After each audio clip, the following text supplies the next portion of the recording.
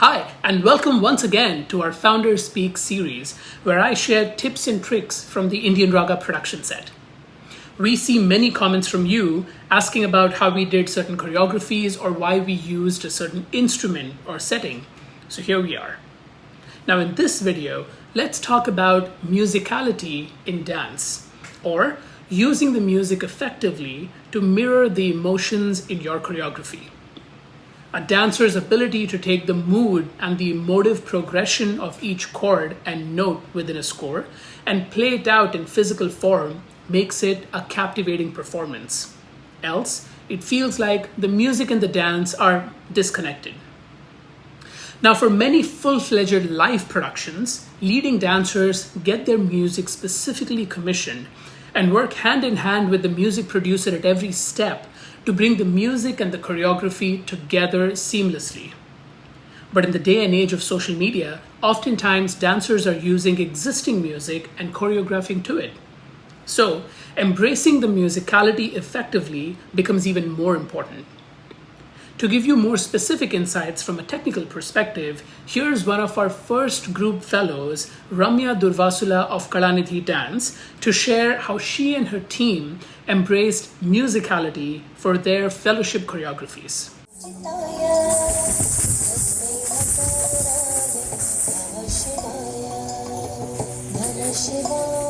It's also really important to choreograph with musicality. The music itself is so expressive, and so if the dancers can connect with the music and make the dance into a visual depiction of that music, it will really come across to an audience in that way as well. This piece, for example, is very peaceful and still, and there's a lot of meditative moments in it. And so any movement that seemed extremely fast-paced or stressful or rushed when the dancers execute it will look out of place and break that aura.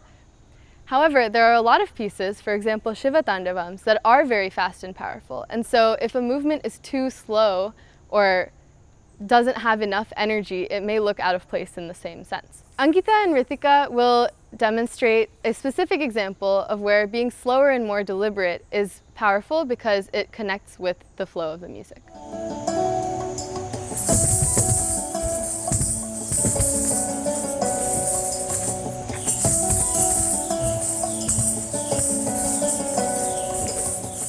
What Ritika and Ankita just showed was the ending of the first jati. In contrast, the ending of the second jati ends with very precise rhythmic instrumentation. And so the ending of that jati is made much more sharp, with sharp looks in the face as well as very precise footwork. You'll also notice that throughout the piece, I've tried to choreograph so that different dancers are dancing to different parts of the music.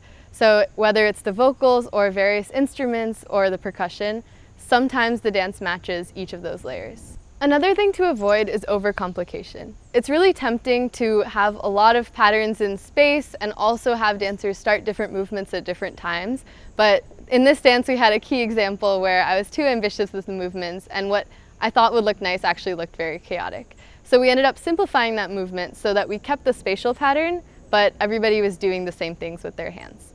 Here's an example.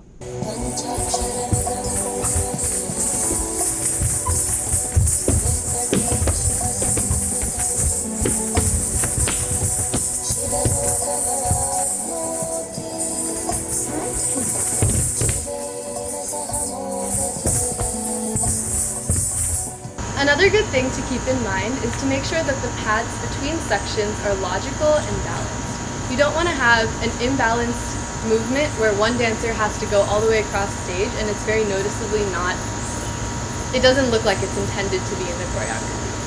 So, for example, when choreographing this piece, when moving from the second jati into that vertical pose where all of us are lined up, into the beginning of the next jati, of the next verse, we chose the dancers to take each position so that their pads would be symmetrical and we would end up with not just aesthetic poses but also aesthetic transitions.